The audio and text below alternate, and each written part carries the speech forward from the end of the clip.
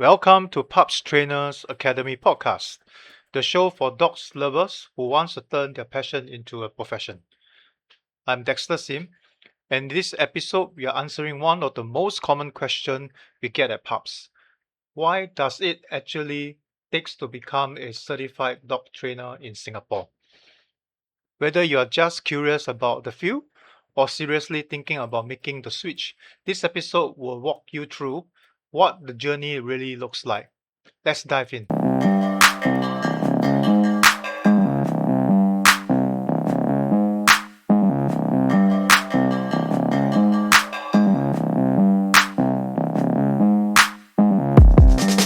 Imagine you are stuck in a claustrophobic 30-story elevator in Singapore. Oh, that is a tight space. Right? It is the end of a long day. The doors slide open on, say, the 15th floor, and a stranger walks in dragging this really loud, clattering shopping cart. Yeah, that's a nightmare scenario right there. Exactly. And the dog standing right next to you instantly panics.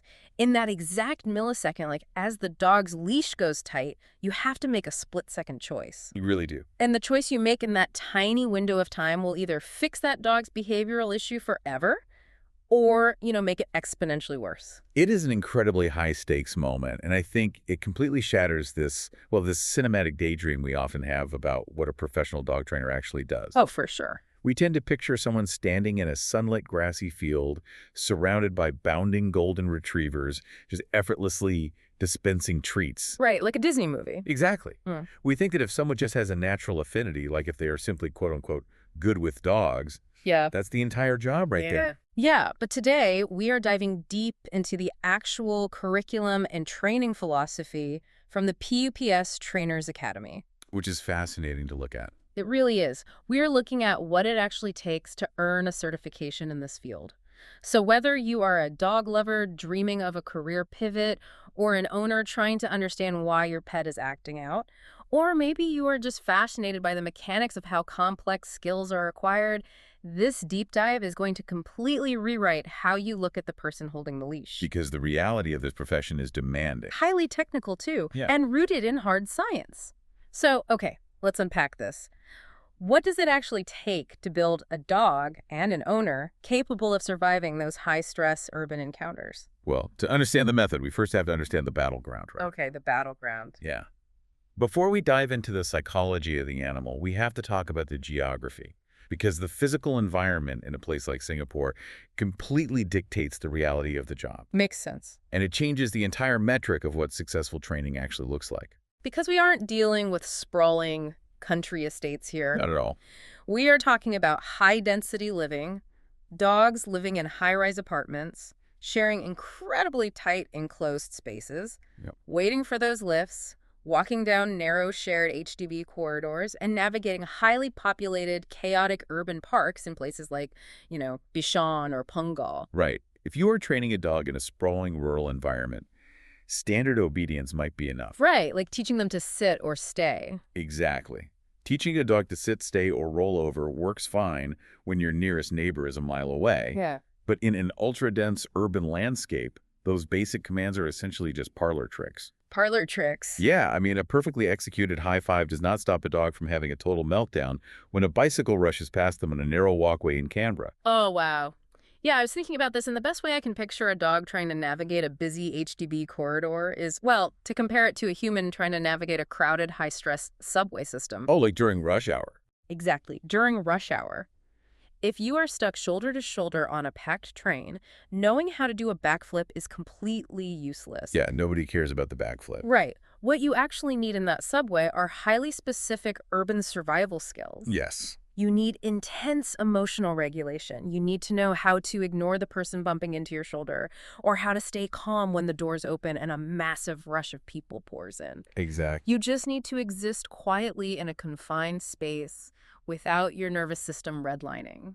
If we connect this to the bigger picture, that analogy perfectly captures a massive shift in modern training philosophy. Really? Yeah, and this is something that the founders of PUPS, Dexter Sim, and lead trainer Dexter Sim realized after over 23 years of experience. It's a long time to be in the field. It is. And they are licensed judges, too. They have worked with obedience trial champions.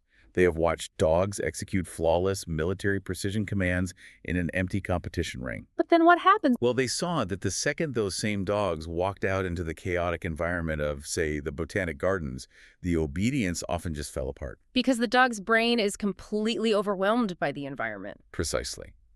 They realized the priority couldn't just be teaching commands.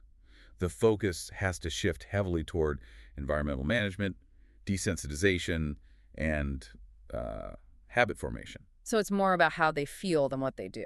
You are fundamentally teaching the dog how to process a chaotic world without panicking.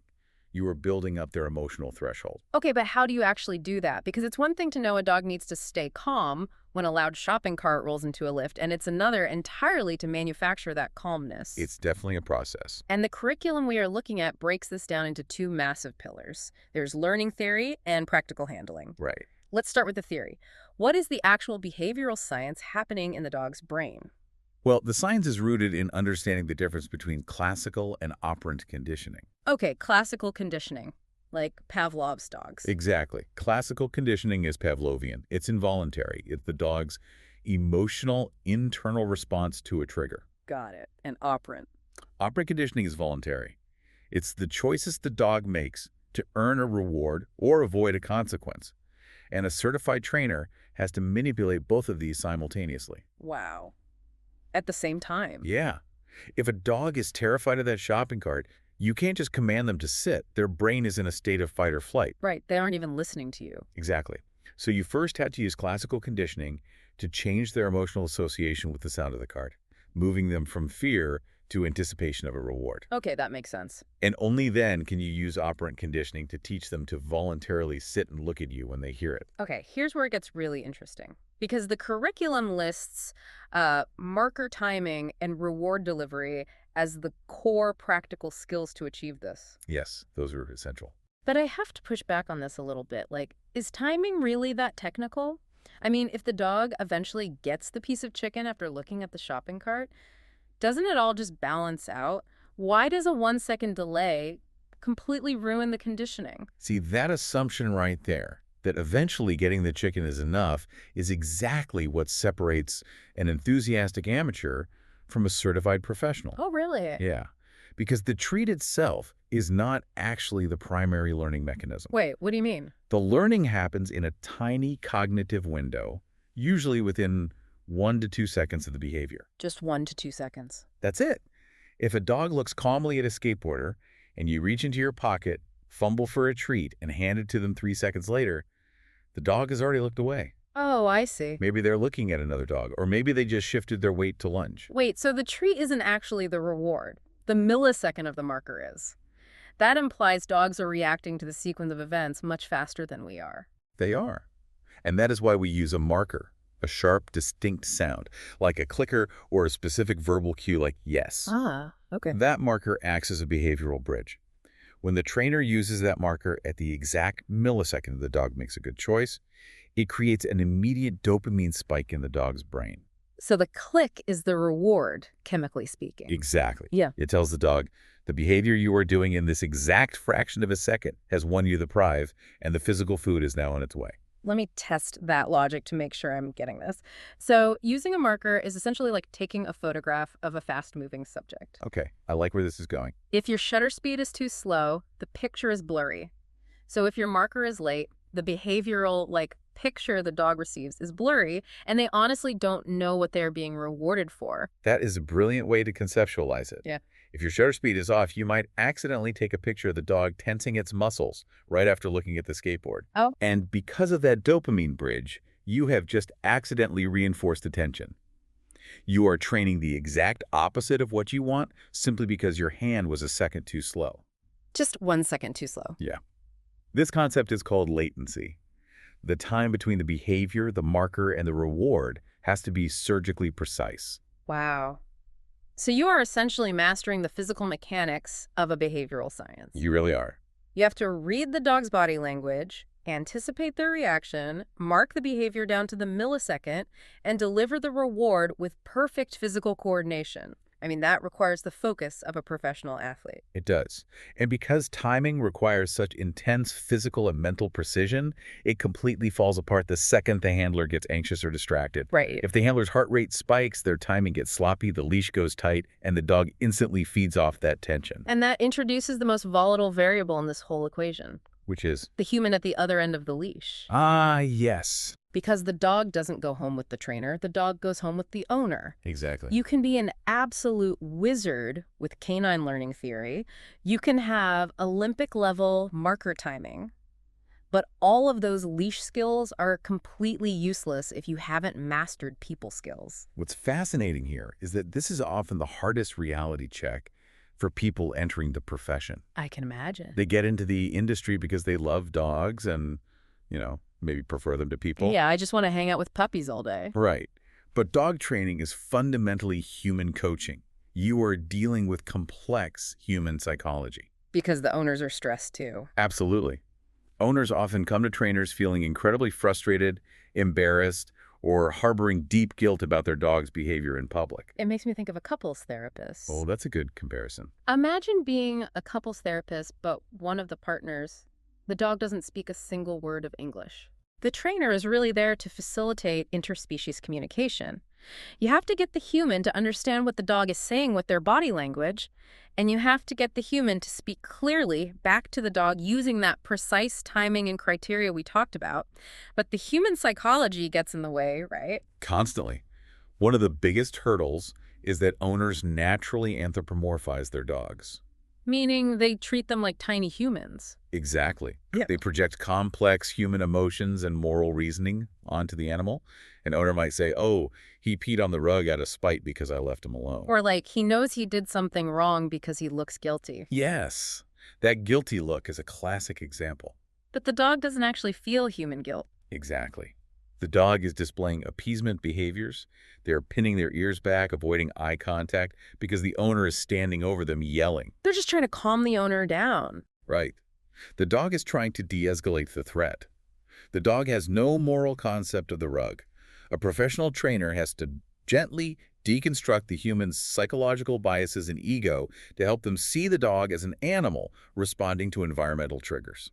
That sounds incredibly delicate. It is. Yeah. And to do that successfully requires immense emotional intelligence. Which means the way the trainer communicates with the owner is just as critical as the marker timing. Oh, absolutely. The curriculum places a huge emphasis on this.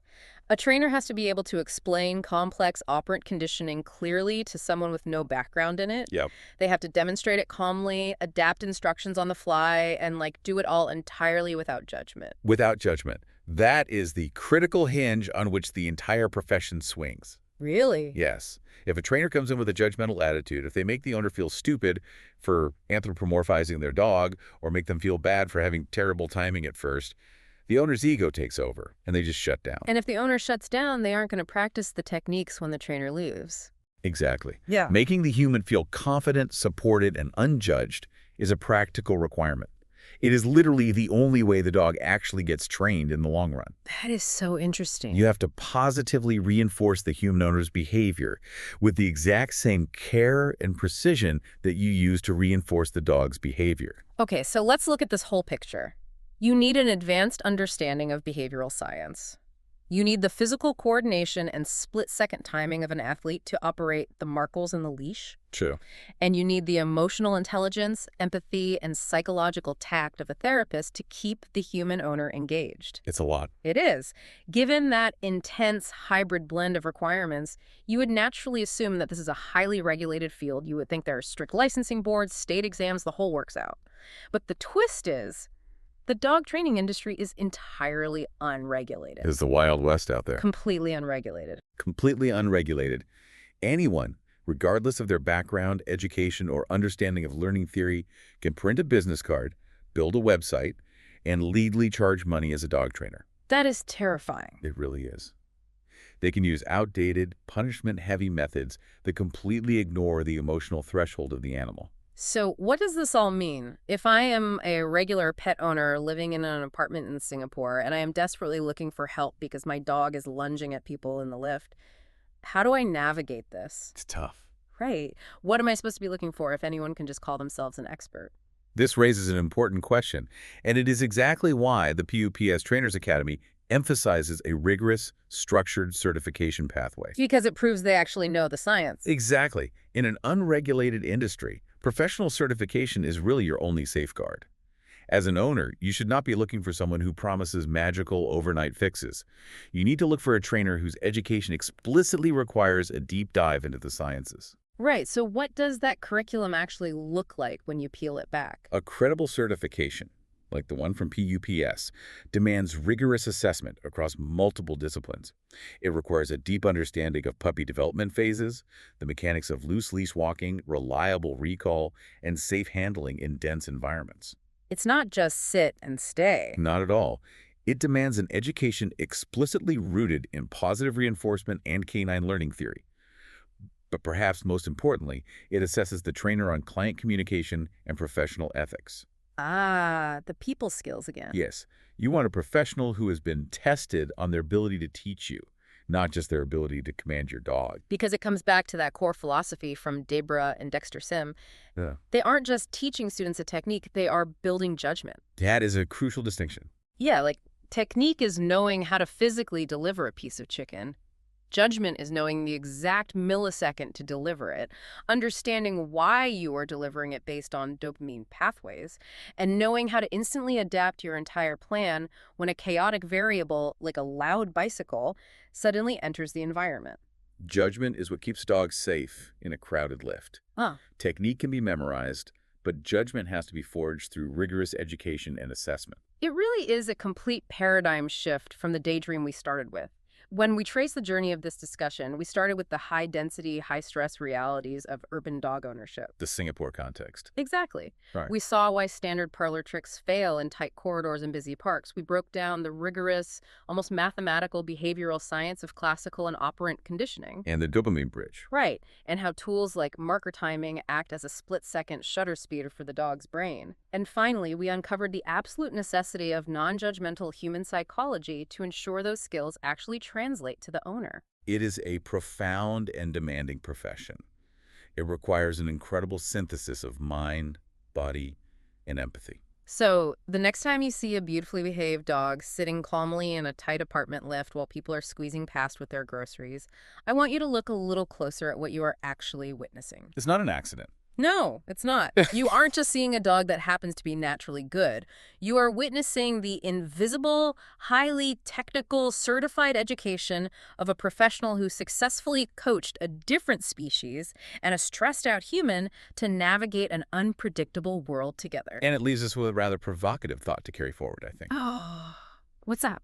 We've seen how powerful this framework is.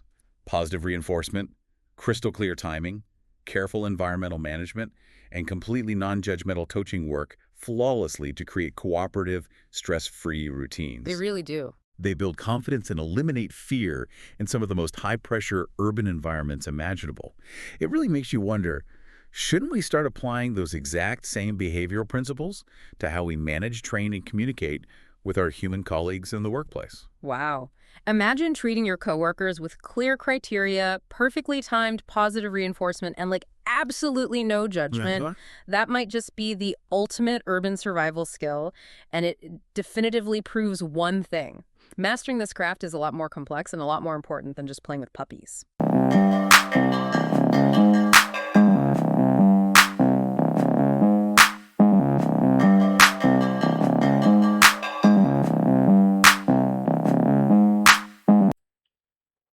This episode was brought to you by Pups Dog Training, Singapore's trusted dog training school with over 23 years of experience. If you are ready to take the next step, visit pups.com.sg or reach out to us directly, whether you're looking to train your own dog or train to become a professional. We are here to help.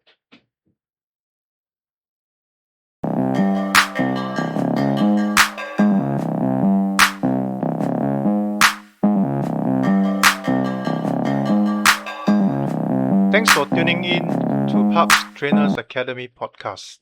If you enjoyed this episode, share it with your friends who is thinking about becoming a dog trainer. And if there is a topic that you would like us to cover, drop us a note. I will catch you in the next episode. Until then, happy training.